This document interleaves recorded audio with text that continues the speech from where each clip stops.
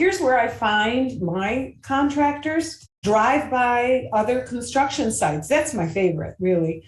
I drive by, I get out of my car, I start to meet people, ask other neighbors, people, anybody with somebody that's pulling out a skill saw and, in their front yard, ask them who they're using and what their experience is like.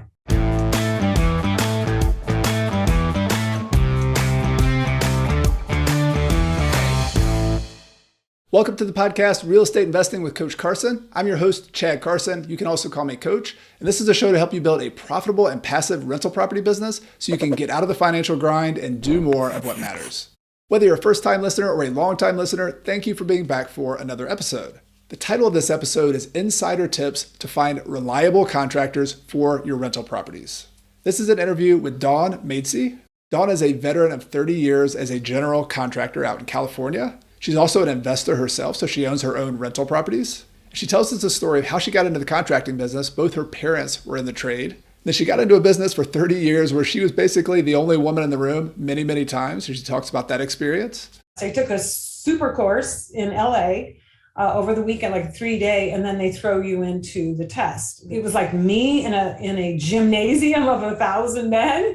And I'm like, am I in the right place? Oh yeah, I'm in the right place. And then I picked her brain on something that she had to do on a day-to-day basis, which is hiring reliable contractors. And I especially wanted to get it from the perspective of those of us who are investors who are not experienced contractors. He comes prepared. He's got a business card or some kind of contact information. He actually has a location where his home office or something, and he actually can give you a typed out contract. If you don't know how the trade works, if you don't know all the lingo and the paperwork or how the steps work, how do you find those contractors? How do you vet them? How do you know that they're actually going to do a good job for you? Do they have a license? People miss this all the time. I'm going to get this guy, the cheap guy, you think he's cheap, without the license. So do they have a license? And is that license in their name? Then how do you work with them in a way that makes a profit for you as an investor and then avoids a lot of the big hassles and the big costs that you hear about when some people do major remodel projects? Please get 3 bids on everything. Dig deeper, get 2 more bids before you make that decision. If something feels expensive, it probably is. Then we end the interview talking about some of her own investments. And one in particular, we go into the numbers on how she converted a duplex into a triplex and made a lot of money, both in cash flow and in wealth in California. And that third unit barely fit in the back of the property. I had like 1 inch from the setbacks. The appraiser came through and I bought for 1.1, put about 400 in, and then it appraised at 2,450. Dawn is a really genuine and knowledgeable person, and I think you're going to love this interview. But before we get to the interview, this is often a time when I give you a behind the scenes segment of what's going on with me and my business, my real estate investing. But I actually don't have a lot going on at the moment. This is a very quiet time for me and my rental properties. But I did want to give you a very brief update on me and my life and where we are. If you've been listening for a while, you already know this, but if you're brand new, my family and I moved to Spain and Granada, Spain about a year ago. As this episode is coming out in June of 2023, we've been here almost a year. And in about a month or so, we're going to be heading back to the US. I definitely have mixed feelings about this. This has been such an amazing experience for our family. I have 2 kids who are in 6th grade and 4th grade. I've been learning Spanish every week, taking classes, enjoying playing soccer and basketball on my own with a group of friends. My wife has been teaching classes and just enjoying being here in Spain. So we're going to have some sadness leaving all this behind, while at the same time, we're really looking forward to going back and being in our home and being with family and doing some stuff we like to do in South Carolina, like walking out in the woods and going on trails. You've never heard any of this story or why we went to Spain or how this trip came about. I'll have some links to an interview my wife and I did before we left on how the process works. And also a YouTube video. I'll put a link on how we use our home back in the United States and the rent from that home to pay for our expenses and pay for our home living here. So if you've ever been curious or dreamed about going abroad and living abroad with your family or just on your own, hopefully that'll give you a little bit of inspiration and some practical details about how you can do it. But now let's get back to the interview with Dawn. Hey Dawn, welcome to the podcast. Thank you. Thank you for having me. Yeah, great to talk to you. We're kind of on opposite sides of the world right now in this conversation. I'm in Europe, you're in the west coast of the United States in San Diego, and I'm so excited to talk about the subject though. This is one that I have had successes and failures in as an investor. I've worked with some great contractors. I've been an investor who's done some good jobs working with contractors. At other times I haven't communicated well. So I'm just looking forward to learning a lot here from you. You've had a lot of experience. And I would love, Dawn, just to start with your story as a contractor. You've been a contractor, I believe I read it right, for over 3 decades. Is that right? For 30 years? That's right. That's right. Yes. I just want to hear, we're going to also get into your rental properties and the fact that you're a small and mighty investor as well. But I would love just to kind of go back in time a little bit. How did you get into contracting? What was the thing that kind of got you into this stuff? Well, it is kind of weird because I am a woman and you don't see a lot of female general contractors. But when I grew up, my parents every summer built one house. They weren't like big time contractors or anything. In fact, my father was a plumbing contractor, my mother was a designer, and so that was just their thing they did together. And of course, they expected us kids to help shovel pea gravel. I grew up in the Midwest, and we all had to pitch in. So I shelved that, went to college, and got my master's in a whole different other direction, thinking I wanted to help the world in a different way, and yet I looked back and somehow I got involved with a piece of land with the first man I married, and we subdivided it. And he had nothing to do with it. I built 2 spec homes when I was 29. And so I had the bug, I loved it. And it was really a throwback to when I was a kid. So you got the experience first and foremost. I mean, you did it as a kid, and I remember this not as a contractor's kid, but my dad had rental properties, and he would buy like a house that was out of foreclosure, and it had needed a bunch of work, and the refrigerator was full of just nasty stuff in the middle of the summer, and he would just drop me off and say, "All right, Chad, clean up the refrigerator. I'll be back in 3 hours." And I hated it. I was like, "Oh, who would want to do this? Oh, this is horrible, and who wants to fix up houses?" And then, sort of like you, like I came back around as an adult. I was like, wait a minute, like mom and dad knew a little something. They actually had something going on there. So you spec home. That was your first deal, was buying a piece of land, dividing the land up, and then building houses on it. I'm just curious because everybody wants to know like the details. Like how did you get the funds and the financing, especially in your 20s? I know that's for a lot of us who are just starting. That's a challenge. Like how do you get the money to even build a spec house at that point? Well, first of all, I had to get the nerve. Yes. You have to get the nerve. Even more, yes. Yeah, exactly. But I was taught as a kid, well, I don't know, it was a formal teaching, but it was very modeling, men or women. There was no delineation in terms of roles, so that really helped me. I never really thought about what I was supposed to do and not supposed to do. And so I just put one foot in front of the next. I knew I wanted to build. I knew I wanted to do this, but I had no idea how. And it was in a county area of the high desert in California.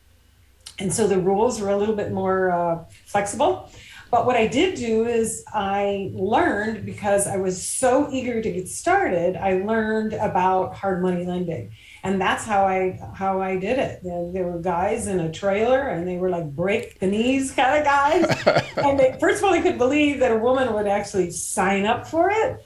And so I was so nervous, I went like at lightning speed. And so, I mean, they said to me, they've never seen anybody work so fast. I did not do it myself because as a woman, you have physical limitations on what you can and can't do. And that actually worked in my favor for my entire career. Sometimes you think, well, if I can do it, I'll just do it. Of course, especially for men, they just jump in and they do it, and they have this natural kind of physical skill, which is so incredible. That's part of my team. But as a woman, you're like, how am I going to get this done without me actually having enough muscles to do it? So that's how I started, with the model of delegating right from the get-go. And so I didn't make a lot of money on those. I made a profit. It was a good profit. I mean, I think I sold them for $80,000 and I made 10. So that wasn't too bad, for first time out of the gate. It was a great experience with hard money lenders. And, I was like, hey, let's do it again. You got hooked. You got paid to learn in the university of the real world. That was the way it worked, right? That's right. And so you impressed these hard money lenders. You showed them that you were for real, and you delegated. I want to go back to the process of actually finding contractors and delegating and doing that. But I'm just continuing that thread of your story. You did that spec on your own. Like, did you then decide, hey, I'm going to also go be a contractor for other people and just make some money doing that as well? Like, what was the kind of through line for where you went from there? That's a really great point, because with that in mind, I realized I needed some more credentials. And that was the easy part for me, because I had just gotten done with my master's. I mean, test taking was not a big deal.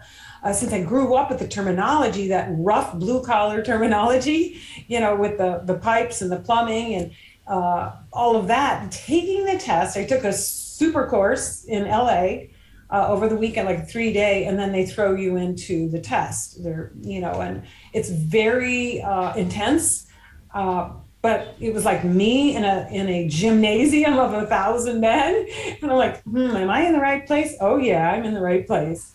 So you're really up against a lot of odds, whether you're male or female, to continue to ask yourself, is this where I want to be? And so that was a great experience. I got my license the first time out. I felt super powerful, flex the muscles. Now, great. Now I passed the test, have the general contractor license certificate, and basically nothing, right? It's all about the book learning, and then but I did have these 2 specs under my belt, so I felt super confident. So that's how I got started. I didn't really take it from hobby to a real business until probably 1990. Got it. So you had the license, like a lot of people do with real estate licenses as well. They'll get the license early, and then you did a little bit on your own, and so you turned that into a business, which I want to get into. I want to stop on one point you made. It's you and hundreds or thousands of men sitting in a room as a contractor, and you mentioned just how that expectation when you first started for a woman to be a contractor, to be in this role.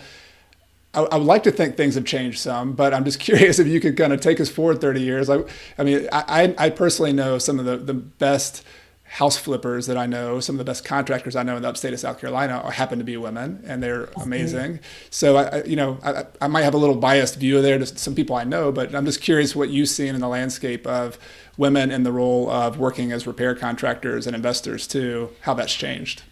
I would love to hire more female subcontractors, like electricians. Electricians make beautiful money, but there's just not that many out there. And I think it takes a special vision and a woman who likes working with her hands and is out in the field. I don't see that many women really in general contracting still. I would like to see more, but that's kind of my side hustle forever and ever.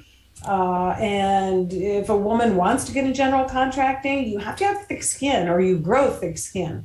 To answer your question, probably about in 1,000 contractors, there's probably maybe 10 that are women. Yeah, it's still pretty rare.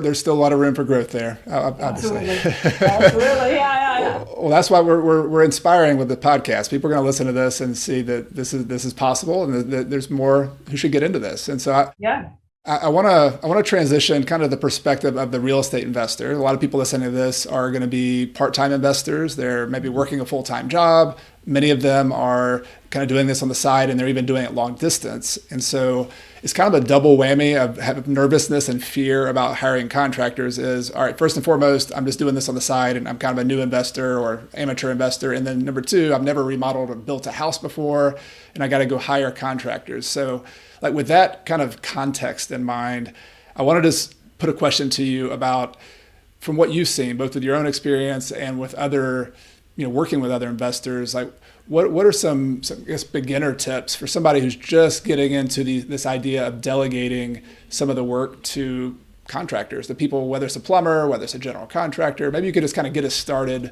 with that idea of like, all right, I want to start hiring people, but I'm intimidated, and I don't know where to start with that. Let's start with that. That's a great point. That's a great topic, because this is where most people, it's either do or die in the investment world. Because you can lead gen, you can do a lot of things through technology, but the contracting piece feels like, to many people, like they're going to slaughter. like, okay, I am going to get ripped off. It's just how bad, so Yeah. there's sort of this myth out there. And I tell people, they don't like to hear this, but here is my truth, and I want people to understand this.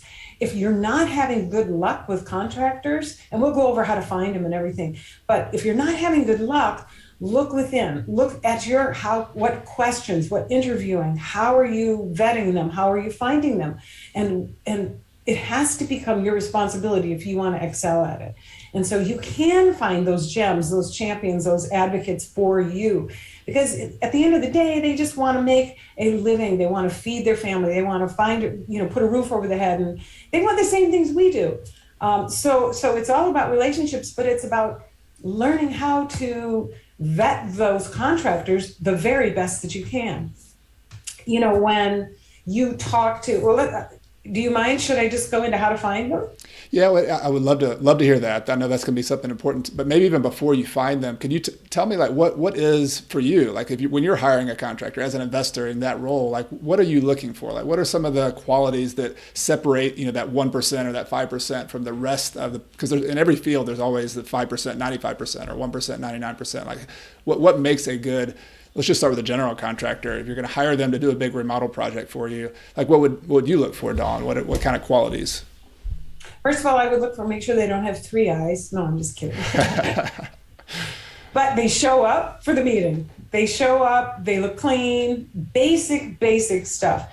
Do they drive a Mercedes, or they actually have an appropriate F-150 of some kind, some kind of a truck?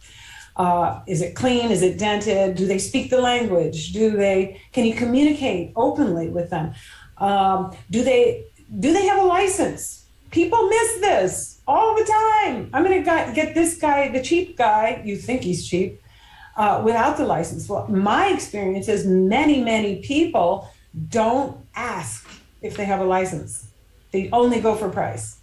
So do they have a license? And is that license in their name? So you check up on them. That's number one. Number two, you have to make sure that they have insurances. So let's say something, you just bought this great investment, your first investment, somebody trips and falls or hurts themselves at the job site because of the general contractor's issue. Look, they have to have insurance. You have to have homeowners insurance to cover your remodel, but also that general liability that the general contractor needs and has, and make sure you get a copy of it. Sometimes they say, oh yeah, I have it, and then everything's dismissed. But you really need to have a copy of it. Make sure the dates are correct on your insurance certification that he gives you.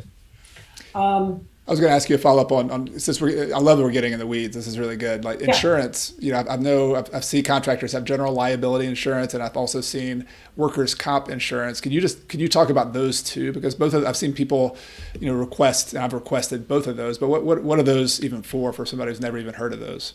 Yeah, general liability is, let's say, some guy, one of the subs of the general contractor. A plumber, he lights his torch and the whole place goes up. For instance, he wasn't watching the pipes he was soldering, the whole place caught on fire. General liability will cover that. Then when you're talking about homeowners insurance or rent, some kind of a policy, you call the insurance person and tell them, look, we're doing a heavy duty remodel. What do I need to cover? Anything that can happen at the job site. Somebody slips and falls, but the contractor has his license insurance first and primary. If somebody gets hurt, then it falls over onto your insurance too. I'm not an insurance person, but over 30 years, I've had probably 2 incidences that it was absolutely fantastic that I had good coverage. Yeah. Workers' comp is for when somebody gets hurt, a contractor gets hurt at the job site. Not because of you, but because of their performance or something that happened or safety issues. And neither one of us are insurance experts, but I'm just imagining, just so people can kind of think about it and ask their own insurance agent or ask their contractor, if somebody got hurt on the site and they hire an attorney because they don't have insurance or something, you're also, they're probably going to be suing you, like as the person who owns the property. So it's just, what my experience has been, Dawn, and I wonder if you've run into this too, is like, when I didn't do these things, and I'm guilty, like I hired the contractor who was cheaper, who didn't have the general liability insurance, who didn't have the workman's comp. It seemed like it was just the easy thing to do. They're here. I just need to get this work done. I want to do it. So it's like this extra layer of things where if you don't imagine, like, things could go bad. Like, it might be a small percentage, but somebody could sue, somebody could get hurt. They could sue you. I mean, those are kind of things you wouldn't want them to happen anyway. But it's a big deal you have to get a little scared sometimes to realize that you need to. Yeah. It's just a check on a checklist, but this is something. Checking their insurance and make sure they actually have it is a big deal. Yeah, I find, Coach, that if a general contractor approaches me, he made the appointment with me, he and I scheduled an appointment. He comes prepared. He's got a business card or some kind of contact information. He actually has a location where his home office or something. He might even have a back office person that helps with some of these things. And he actually can give you a typed out contract. If he has those things, or she, then most of the time they have general liability and workers' comp.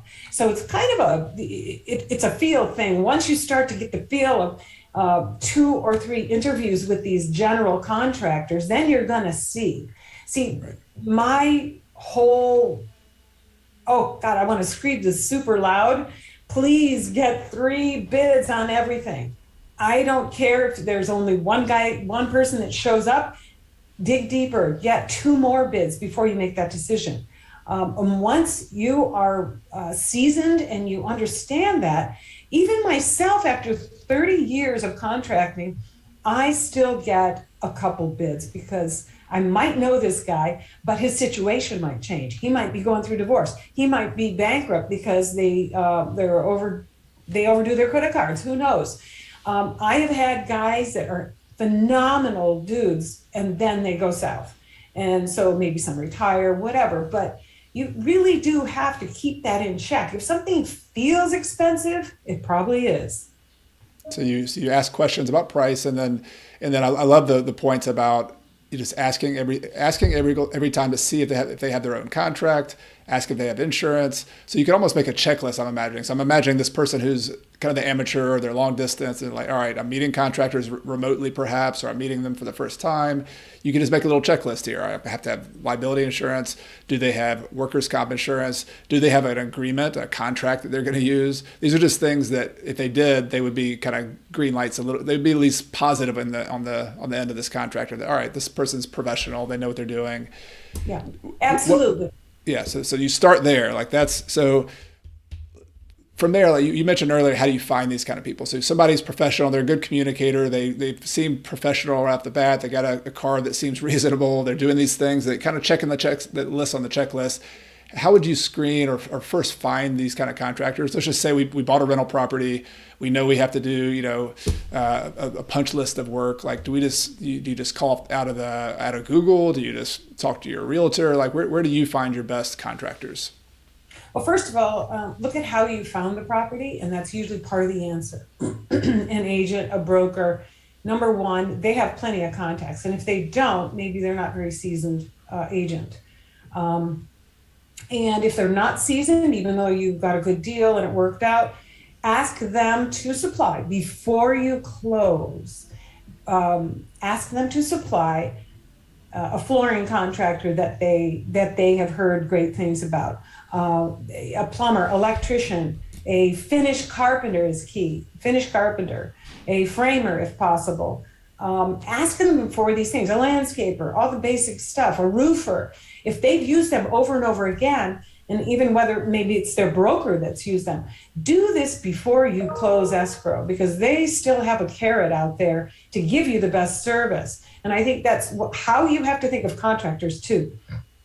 When you're working with a contractor, think of before you pay them. And I'm not saying dangling, threatening them or anything like that. But, say, hey, you know what? I'm happy to do the final walkthrough, give you a check, whatever. Can you tell me the following things? Do you have an HVAC guy that you know of? Do you have, give them an opportunity to show off their other contacts that they have. So here's where I find my contractors.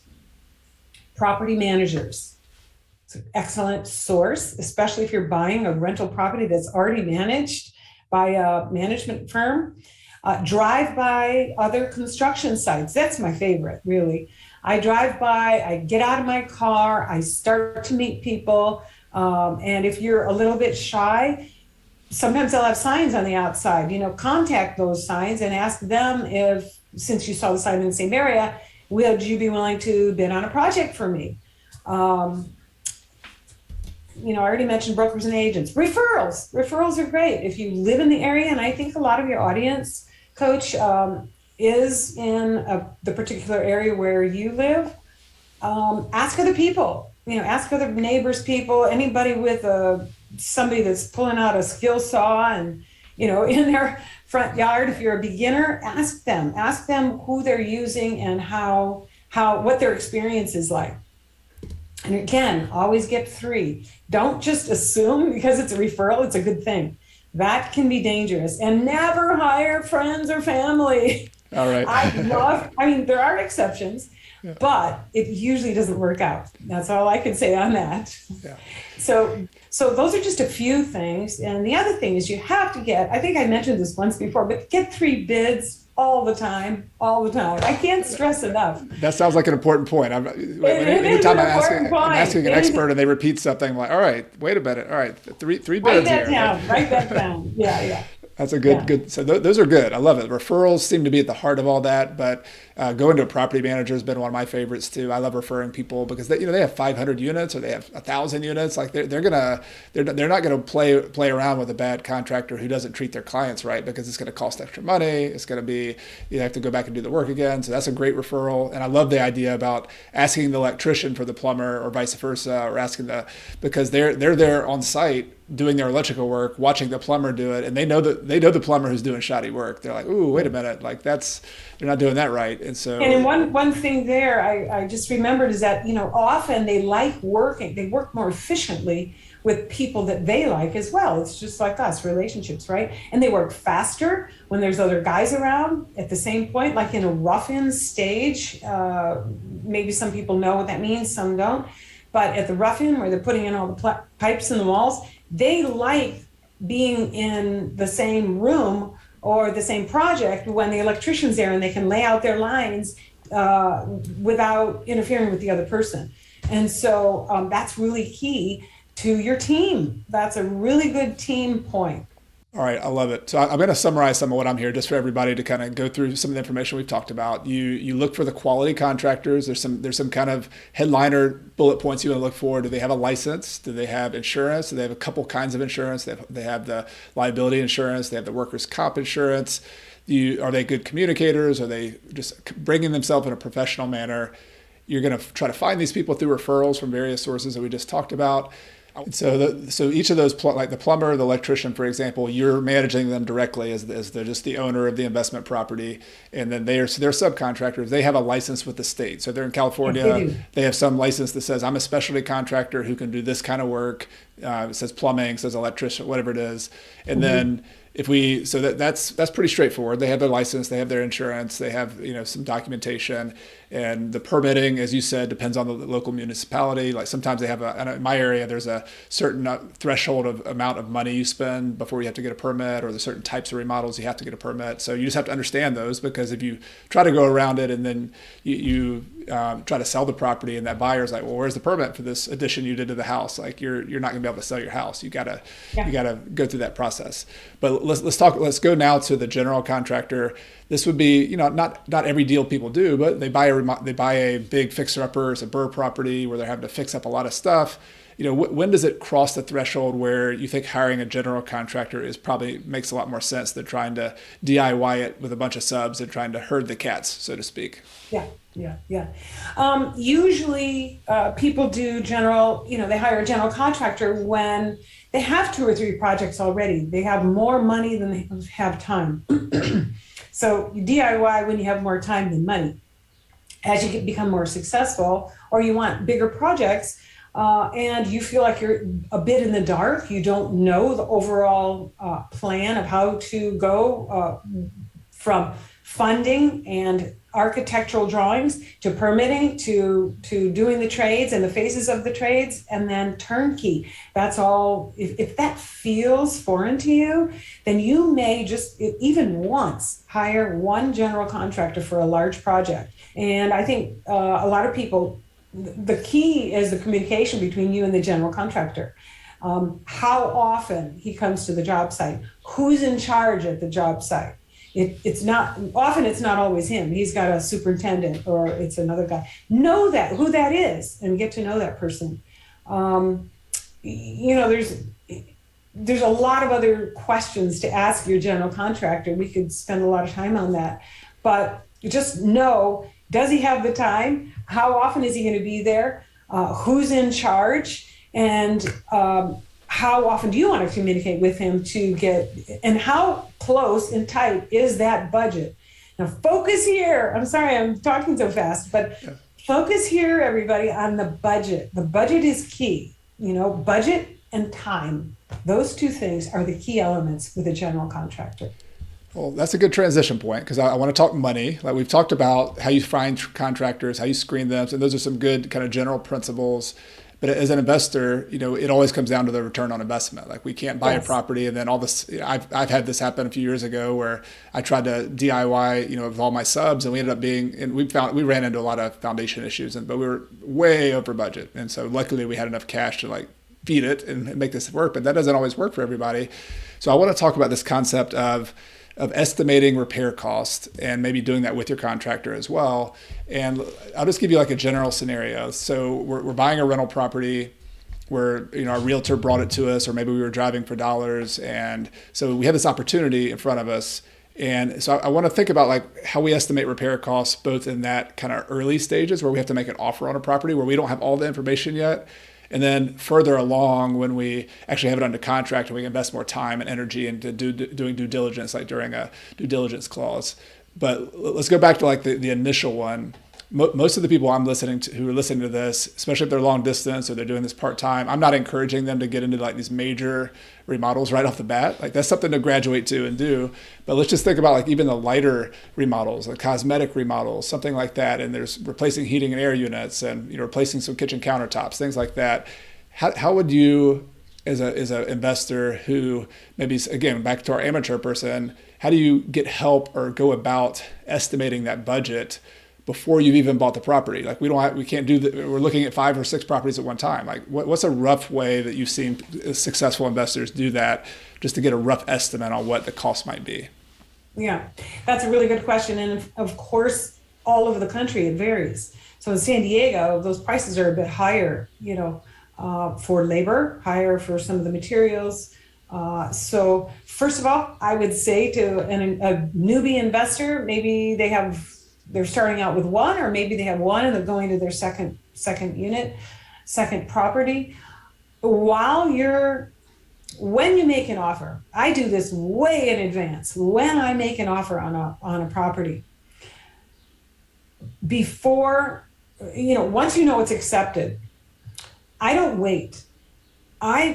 In fact, I do it during walkthrough. Because I'm a general contractor, I know, but it would be the best thing ever if you had someone that you trusted, and it could even be the agent's contractor. I mean, you have to be careful there because there's a little bit of conflict of interest, but they would give you a kind of a rough ballpark of what you should be expecting. And then what you do is you add 15% onto that, just right out the gate. This is when you're walking through.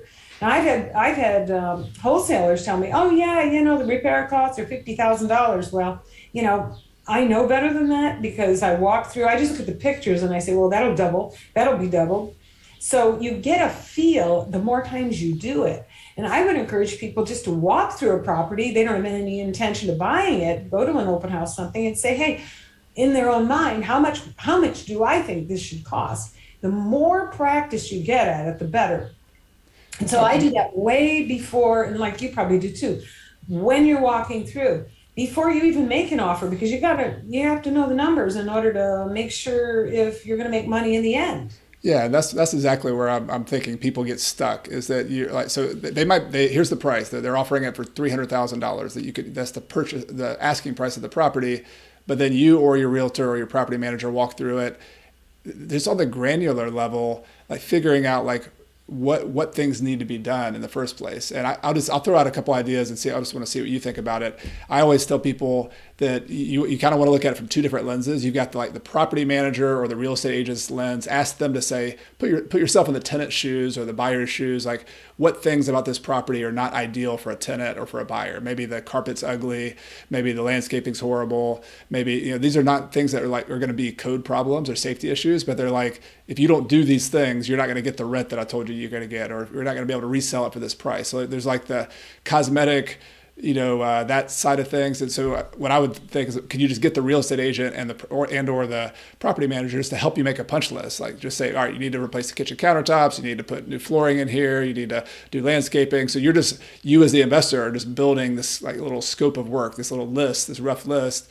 And then you also, but the harder part I think for some of the new people is like where are the gotchas? Like, okay, well, wait a minute, there's a soft floor in the kitchen and there's something underneath there. You might have to replace that whole floor. So there's the contractor safety kind of side of things too.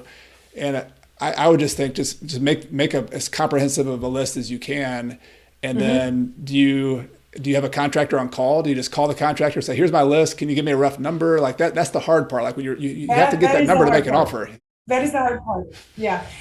I think the number one thing you should be asking yourself, even before what you just said was so key and it's so incredible, age of house. How old is the house? Right. That's what I would ask if someone was hiring me as a general contractor.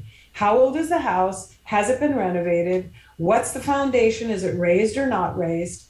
How old is the roof that's on there? Those right there can tell you if it's a major overhaul or if it's a simple thing. Then you ask yourself, okay, am I going to flip this? And am I going to use it as a transactional investment?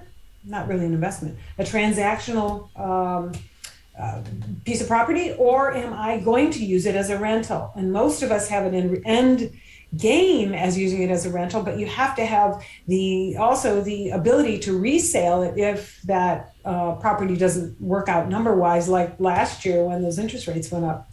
And so from there you can build. I think you got two categories. You got the age, you've got the basic data, the age and the foundation, roof, and just like I was saying, but then like you were saying, how does it feel? You have to have boots on the ground. Now, if you're far away and you're traveling and you're doing this remotely, you need to have somebody, eyes and ears on the ground. And don't use your agent, use somebody else that you know. Now, that's where you can ask a property manager that you're kind of courting to maybe do your managing after it's all renovated. You contact, let's call her Sue, right? Sue goes over there and walks with the agent if you're not on site.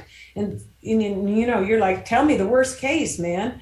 And like you said, you feel a soft floor. Well, those are structural components. Those are structural issues. And so okay, I'm going to need a framer. And so you get more and more used to this the more times you do it. But never be afraid to walk away from a property. I know it keeps you from buying sometimes, but sometimes you dodge a bullet and you don't even know it.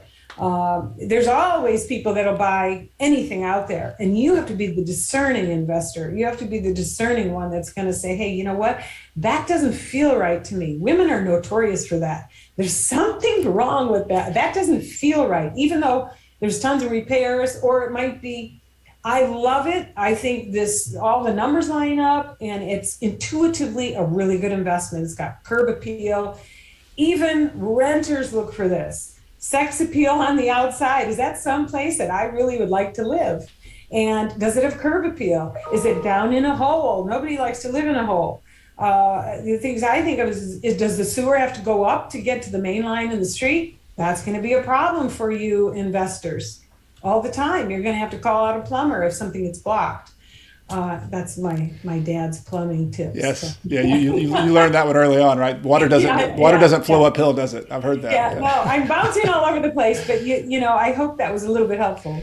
No, it is. And I want to go back to your framework because I think for some, I'm going to divide people into like a couple categories here. There's going to be the advanced investor. Let's call it like an elementary school or the college. You got the 101 investor, you got the 201 and the 401. There's going to be the 301, 401 investors who can do some major remodels. And it's just a whole nother ball game for a lot of people out there who are on this call. I'm kind of focusing on those people who really don't feel confident about remodeling yet, and they're trying to hire contractors to help them. I would say stick with Dawn's kind of light remodel. Like if you can stick with a light remodel, avoid any major issues. In by major, I mean, hey, the whole flooring structure system is bad, and you got to replace that, or the whole, having the roof and the heating and air. Like you can change one thing. The heating and air is not a big deal. Just hire somebody to replace it. But if you have like 5 or 6 of those things that are really big costs, now you got all these moving parts, and you have to hire a GC. You got to pull all the permits. So I think my feedback and hearing your kind of advice on how to hire contractors and how it can get complicated. And there's a lot of things to know. As a new investor, you want to try to simplify things and say, you got to run the numbers on the deal. You got to find a good property in a good location. It needs to have sex appeal, romance, whatever you want to call it. I love that idea too. But adding a big remodel to your first few deals is an accident waiting to happen. I think that's I agree. And you got to ask the age of the house. That's number one, going in, and has it had remodeling done before? And also concrete cracks. Those beginners, try to stay away from those structural issues. Right. Yes, you can handle it, but not as a first one. Let's attack the elephant. Let's bite off that elephant one piece at a time and get your feet wet. Jump in and try it. Especially if you've done DIY, the first thing you want to try as you move from DIY to delegating and making it a business, do one trade. Delegate one trade first.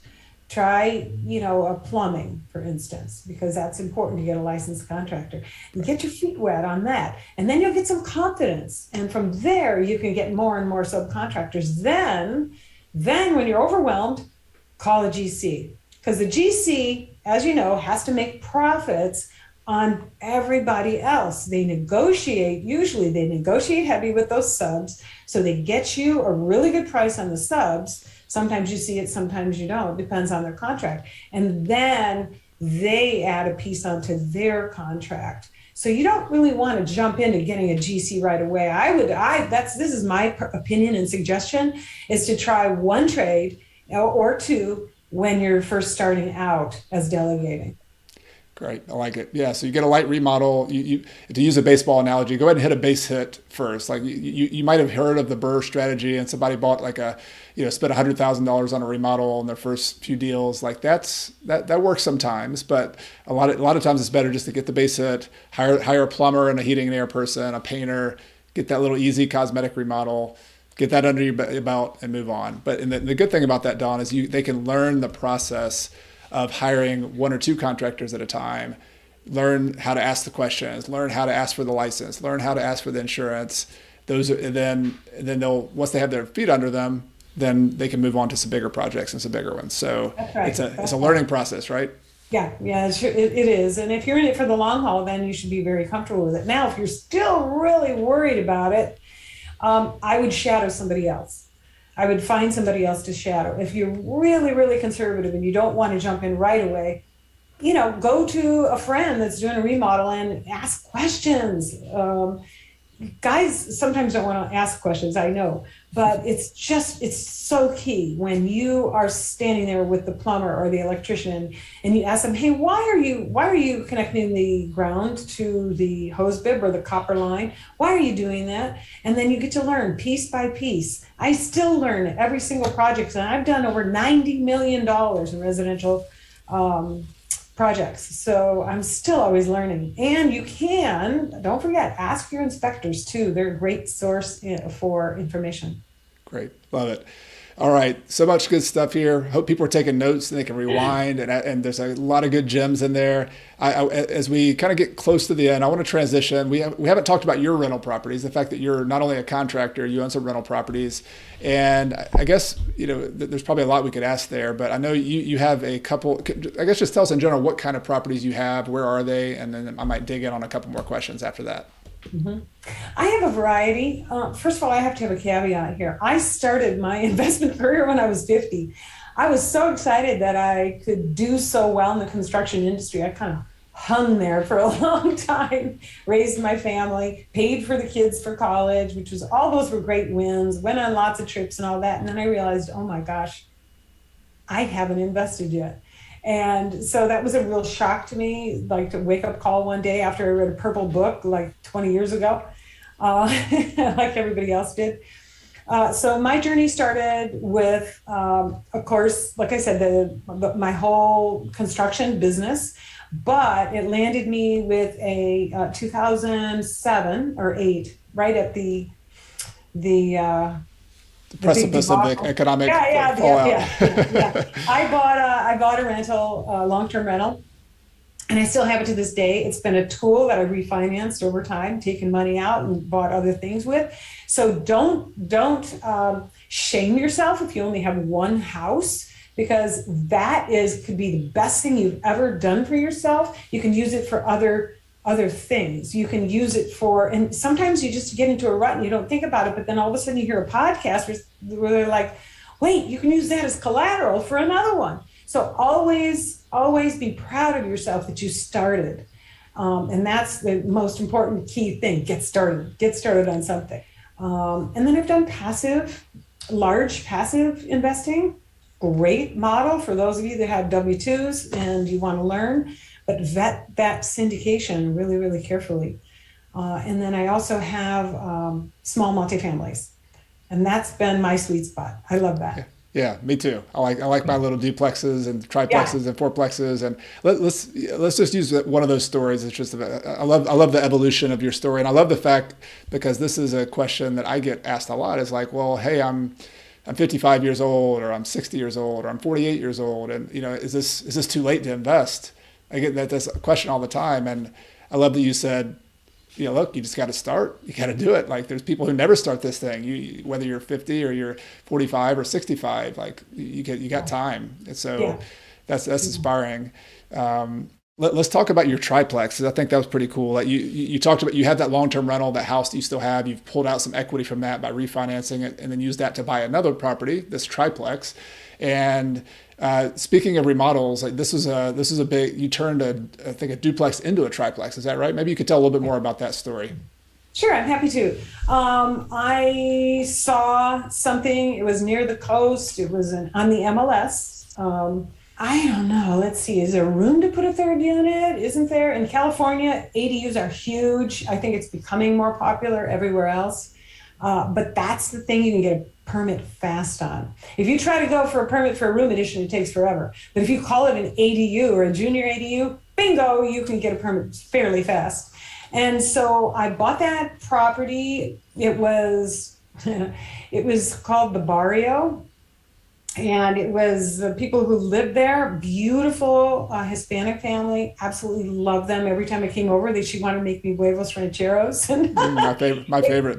Oh, it was beautiful people, and they were paying like $700 a month. I mean, it was so difficult to ask them to move. I gave them plenty of time, and I actually gave them cash for keys because I just felt terrible about it. Even though the place needed complete renovation. So I renovated the duplex after I got that under, let's see, did I say I bought it for 1.1 million? That's the first time. Yeah. So you bought it's a duplex, needed a bunch of work, 1.1 million. And this is in San Diego as well, right? San Diego, remember, it's high prices out here. Yeah. And I renovated that top to bottom. It needed everything, absolutely everything. In fact, I went to connect back into the old sewer, and the thing crumbled and fell apart. So, these are the fun surprises, Yes. You got to have your miscellaneous budget item in there. So then at the same time I was renovating the duplex, I was in permitting for an ADU, a third unit. And that third unit barely fit in the back of the property. I had like 1 inch from the setbacks. So it turned out great. We had to do a little fudging on the property itself, like make sure it fit within this envelope. But it absolutely is adorable. And I loved it. And one of the key things, and I guess I'll say this at the end too, is keep it simple. Don't overcomplicate everything. And I'm really good at overcomplicating. So keep it simple. If it fits on the property, do it for sure. So from there, after I got all finished, I did a lot of the things that the millennials like ring doorbells and washer dryers in each unit. The appraiser came through. Of course, I reappraised it because then I took out a bridge loan, a short-term loan, and then I refinanced it onto a 30-year fixed. And I bought for 1.1, put about 400 in, and then it appraised at 2,450. It's just phenomenal, you know. And part of that is the California appreciation thing, and I know there's other parts of the country that are the same. So you have to kind of be careful when not every value add is going to have, you know, $1 million in equity turn. But value add is so life-saving when it comes to these rentals, because maybe you can't get a high rental number for yourself and get cash on cash return isn't as good, but you could use it as a springboard to something else. Great job on that. That's just amazing. What was the rental when you finally got it rented? So you had 3 units, and I'm kind of, so you got the duplex and you got the ADU in the back. So I assume everybody kind of had their own entrances in and out. But like, what were the rents on each one of those, and then the total rent? So like I said before, it was $700 before I bought it. Each one was a 2-bedroom, 1 bath. I did some really cool finishes that didn't cost a great deal. I did vinyl plank flooring like most people do, no carpet at all, nice appliances. None of these things in and of themselves cost that much more, but it adds great value as a renter, especially if you're going for millennials, because this was near the beach. And so those 2 the 2 original duplexes, I rent now for $3,500 a month. And then the 3rd unit, it's a separate detached, like a guest house, but it's an ADU. It's a 2-1 also, much more room, higher ceilings. That's $3,650. And so 3,500 per unit then. So 3,500, 3,500, so 7,000 plus another. 3,650, so yeah. Yeah, so like just over 10, over 10.5, somewhere there. Cool. Yeah. Amazing. Yeah. Yeah. Yes. So unlocking these kind of deals, and this kind of goes full circle. Like if you start off with base hits, you get the little easy deals. But if you can get into the big remodels, if you can find the contractors who you can work with on your team, and you can go out and find deals like this that have this opportunity to expand what's potential, both remodeling it and adding an ADU, you go from a property that not going to really cash flow to $10,000 in rent. Absolutely. $2.4 million in value. So it can really be just a game changer on one deal. Yeah. You know, I'm of the opinion that value add is the only way to go right now when you're talking about, you know, there's no more lipstick remodels, throw it back on the MLS and make a great profit. You can find them. It's very rare. Now you have to think out of the box. You've got to dig in. I also believe that every single investment property involves construction. And the sooner you get comfortable either delegating that off to a contractor that you love, or you dig in and do the subcontracting management yourself, that's going to be such a huge win for you. It really is. And, you know, so I'm a little bit opinionated. I think that if people learned a lot about the construction piece, they would be such better investors.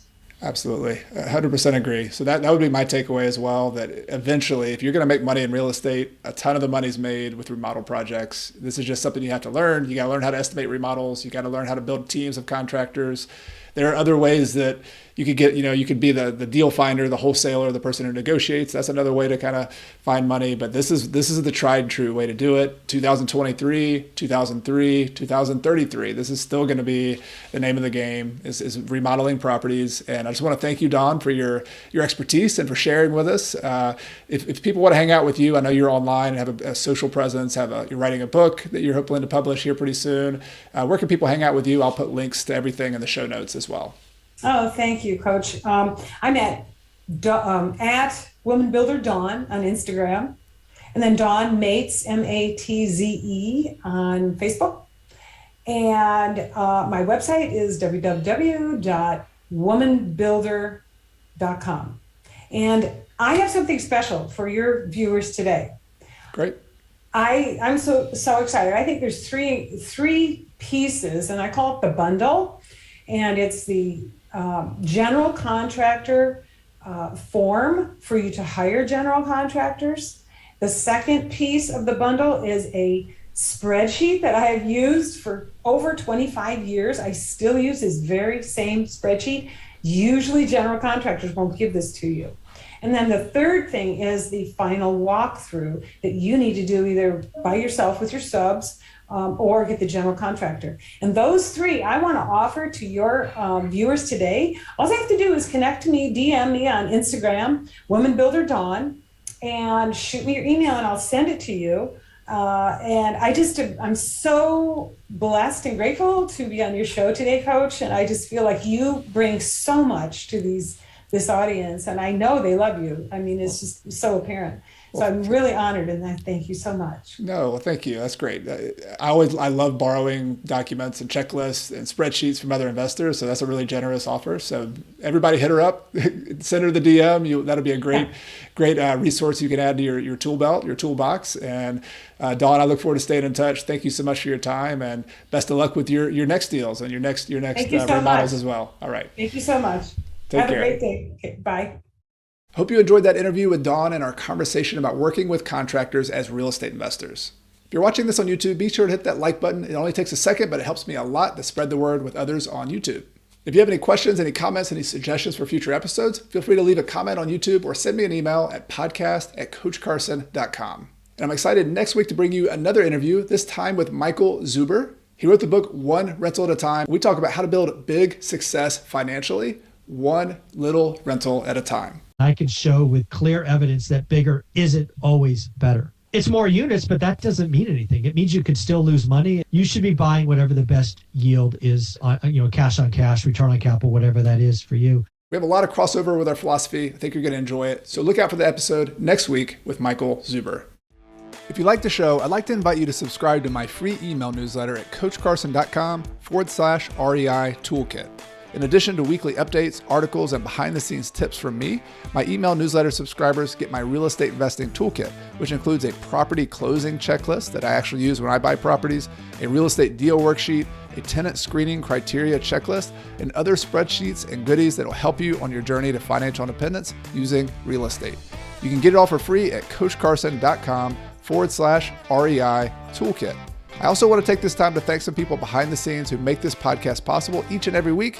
This includes my podcast editor extraordinaire, Michael Wynn, my amazing virtual assistant, Megan Thompson, my wife, Carrie, who helps me behind the scenes and is my partner here at Coach Carson. And of course, thank you to all of you, the listeners of this show who make everything possible. This show exists for you. It exists because of you. And I really appreciate you being here for another episode. Everything I've shared with you in this episode has been for general education purposes. I have not considered your specific situation or risks. Before buying your own investments, be sure to consult a financial, real estate, and/or a legal professional.